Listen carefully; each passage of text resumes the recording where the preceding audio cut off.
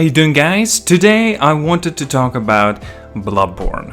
This is going to be my review because I have finally I have finally finished Bloodborne, and my god, I missed on a lot. Since the Bloodborne has been released for so many years, I've been pretty much giving up on the game. I've tried it out, I gave it a chance 3 to 4 times, and I just could not get into it. And the last thing I remember is just having so many difficulties with the Blood-starved beast. I just simply could not kill him until I finally got some help and got some guidance, and I finally got through. And at this point, I've gone so far ahead into the game that I finished it. I saw the 3 endings because, I did the save data thingy and in the files, and so I wanted to see all the 3 endings anyway. And I think it would have been better to actually replay the game, whole thing again and again and again, but this review would have been a very long time since I could have made it. But anyway, I wanted to talk about a little bit more about this now. Now, at this moment, I have actually, I've considered of actually going for a Platinum Trophy, and at this point, I definitely will be going for. It's just that I have only 2 trophies to go for, and I've got a Platinum Trophy for Bloodborne. Incredible on my part thinking about it. So, right now, as you're currently seeing, my trophy list of all the unlocks that I've done already for the Bloodborne, all I have to do now is collect all the hunter weapons. I think I need only 2 or 3 more, and that's it. And also kill the queen and the chalice. Yeah, I'm currently doing the chalice stuff, but since I already have finished the game, I've decided to actually still bring in this review. And of course, guys, I definitely will be playing the DLC as well. I have not tried out the DLC at all. Firstly, I told myself that I get the Platinum Trophy first, then I'll go for the DLC. Because I'll be much stronger as well in the DLC, so I wanted to level up as well. Obviously, gaining lots of new and additional amount of echoes. Now, regarding as well, I wanted to talk about what are my thoughts about this game and overall. My god, this is actually a very good game. Not maybe even a great game, actually. Yeah, it definitely is a great game. Like, I could give it like a very high rating. Not gonna do that, at least not yet. But I just wanted to mention, like, on top of my head, I have this interesting thing, right? I have played Dark Souls 3, I have finished it, I killed all the bosses as well, and I made a review already on that, check it out, guys. And so basically, thinking about it now, in Dark Souls 3 I noticed that there's a lot more environmental interactions. But in Bloodborne, there's far less. Let me tell you what I mean. Actually, talking about Bloodborne, I don't think there is any.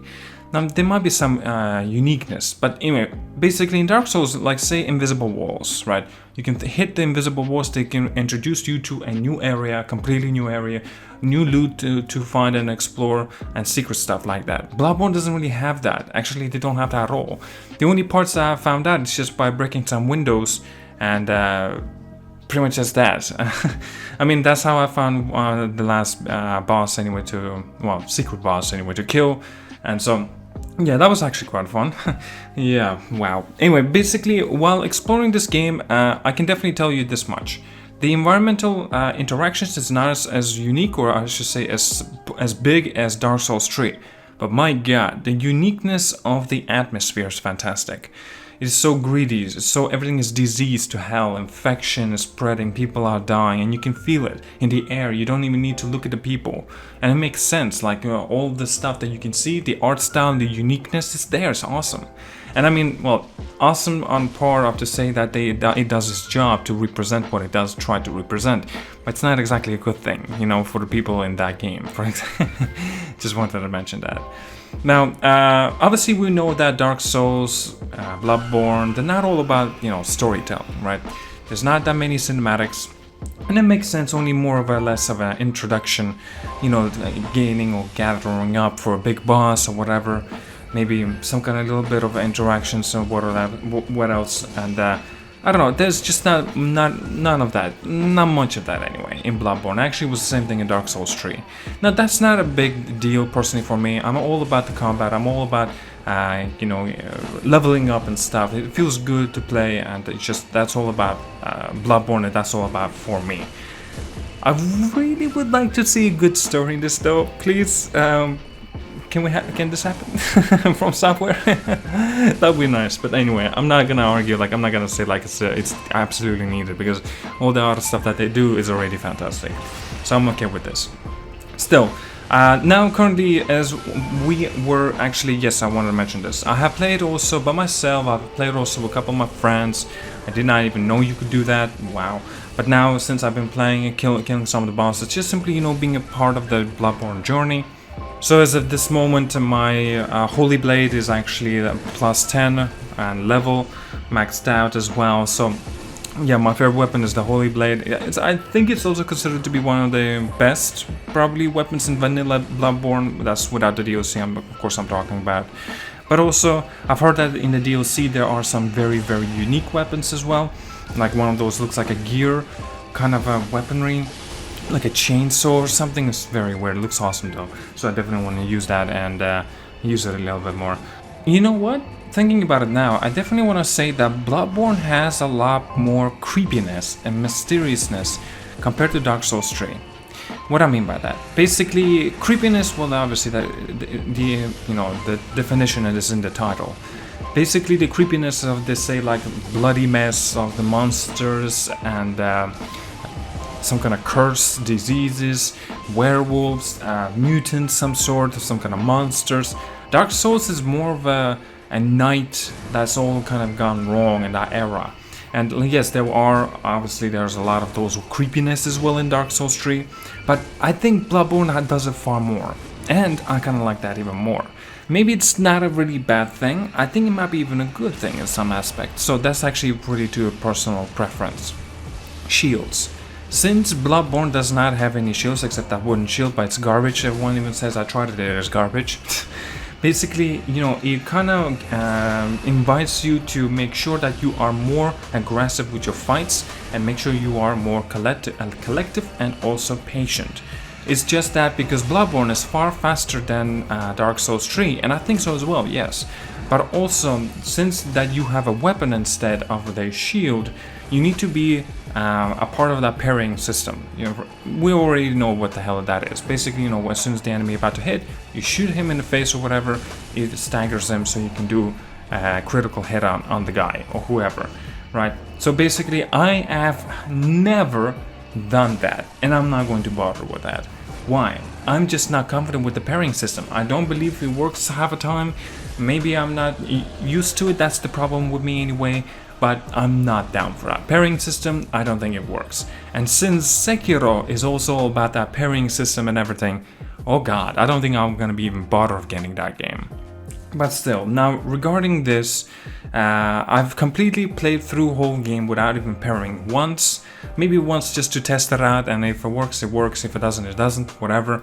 But no, not even gonna bother. So at this point, I've just decided to use a cannon and see how that will operate. It kind of does a little bit of a staggering. It barely does any damage though. It does stagger a little bit of enemies. Sometimes it gives me a unique chance of landing a yet another hit or whatever. So, you know, I just use it for the hell of it because it's a, you know, I don't want to have like an empty hand. I really like the way there are some very special weapons, right? Basically, you press the R1, no, L1 button, I think it was, right? So basically, if you use a Holy Blade, right, you can make a smaller blade. But if you press the L1, I think it was, again, then you can have a giant Holy Blade. I always use the giant blade, but it's so awesome the way you have two differences in the weapons. And that's just, obviously, Holy Blade is not just one of those weapons. And so that makes it even more interesting personally for me. I love the way you can have these effects that you can be applying, like a fire paper or bolt paper as an example, to gather and to do more damage to the bosses. And also like beast pellet that you eat, I think you get stronger against the bosses or whatever, or the enemies or mutants, whatever, and that's awesome. Also, there's a lot of varieties of bosses I'm actually very shocked to see. It was in Chalice. Yes guys, I'm currently doing a Chalice. I was shocked to see that a lot of the bosses are actually not present in the main game. And I was like, why did they not bring those in there? And like in the main game you barely really see spiders. Now, I have encountered with a lot of spiders, don't get me wrong. But it's just in one area that you encounter with spiders, you need to kill them. There's one giant spider you need to kill. No, it wasn't that hard. Actually, it wasn't that hard at all. And basically, if you know what you're doing here, you'll be fine. But you know, I was kind of shocked, like, where's the rest? I have encountered in the Chalice Dungeon some scorpions. There were no scorpions in the main game at all, what the hell? And that actually makes it more interesting of the elements, such as like invites you to make sure that you go into the Chalice Dungeons and play those. Now at first you may actually get a little bit confused of actually how to start up the Chalice. I was confused as hell. Wait, what is this glyph? What the hell does this mean? Until I realized that you can join somebody else's Chalice Dungeon by the similar glyph that they have, and you're pretty much playing in their dungeon. And if you want to, you can use the beginning bell, and he can invite, and well, he can join you, or the resonating bell, you can join him. And so that's pretty damn cool inside the dungeon when you are playing. There are depth levels such as 1, 2, 3, 4, and 5, I believe. So 3 was a little bit hard with the bosses, but that depends on what leveling that you have. Level 5 I will definitely have to gather up. I have no idea how I'm gonna get there, especially when I have to kill the queen. That's gonna be pain. You need to be gathering materials. By that you need to be grinding through the other dungeons. For that as well, so you can progress into the next level of the dungeon. More the materials, the more options that you have to do whatever you like to do next, and tougher dungeons. And that's awesome. I like that as well. What's actually a very cool, unique element, that you actually can save all the dungeons. Basically, as soon as you get to Lamp, you can get out of there, go to the Hunting Dream, and you can do whatever else you want. Or you can come back and continue the dungeon. So that's just makes it more entertaining personally for me, because you don't really lose anything. Well, kind of. That's a kind of moment right there. A lot of people tell me that the dungeons are self-generated as well, right? Basically, all the rooms are not going to be exactly the same. I agree to the point, but there are some elements that will be similar. But it's not truly, you know, randomly generated, not truly. But yes, I can definitely see and notice that there were some differences of, say, maybe my friend and I playing at the same time. Same name, same dungeon, same death and everything. Yes, there are some elements in certain rooms that are definitely different. So yes, I can agree to the point, not exactly to 100%. I like the way there's also so many of these runes, right? Let me explain very quickly. So you apply the runes such as like maybe into your weapons, make them a little bit more buffier, apply more poison damage, apply more physical damage, whatever, arcane damage as an example, and basically you can always take them out and you can always replace them into your weapons of your choice. That's awesome, because I believe in Dark Souls, yeah, Dark Souls 3, you had to apply like dark, the element whatever, or maybe like death element, I can't remember, there was so many of those, and I think it was hollow actually, not death, sorry.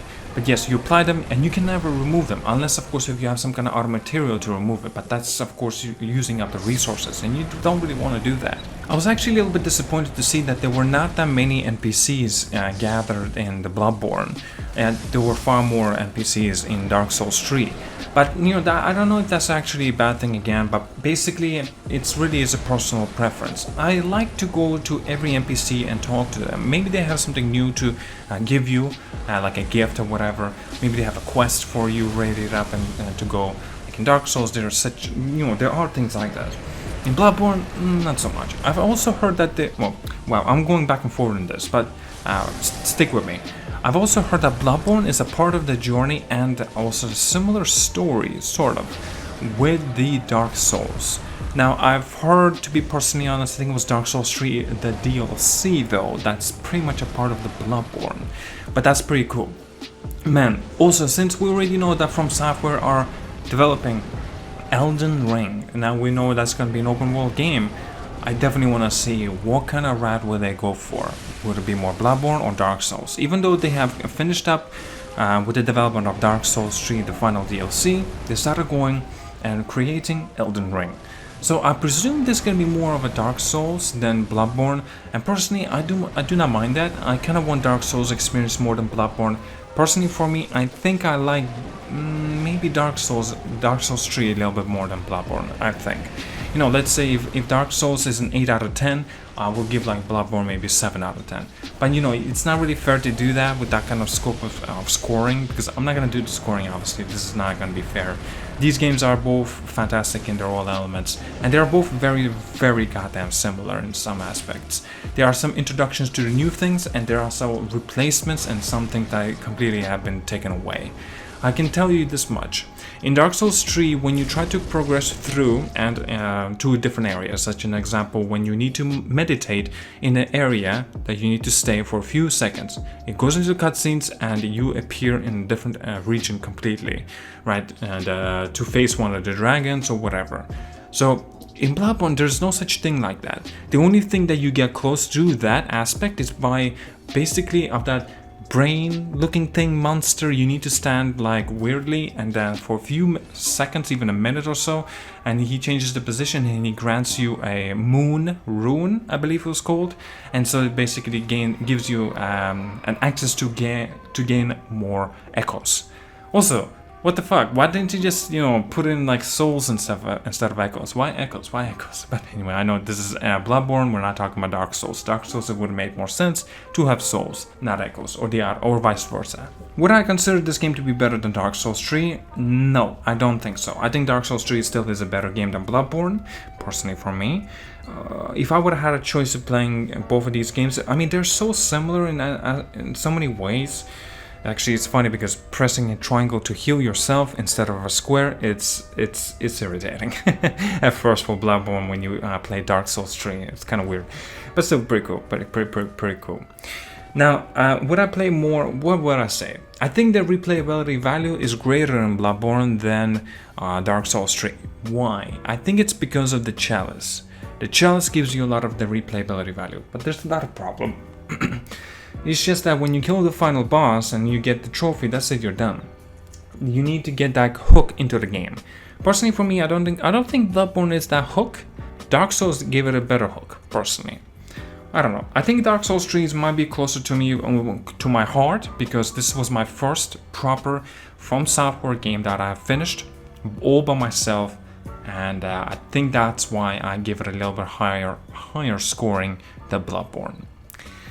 Wow, this video has been long enough, and I think I'm going to be ending it here. I will be definitely doing a DLC from Bloodborne. Yes, I will be playing that for sure, and I will finish it. I'm going to go for 100% platinum, well, 100% trophy. The DLC does not have a platinum trophy. I will go for 100% though on the trophies as well. So that's going to be a pain in the ass. Alright then. Well, thank you so much for watching. Like and subscribe. I'll see you guys all later. And yeah.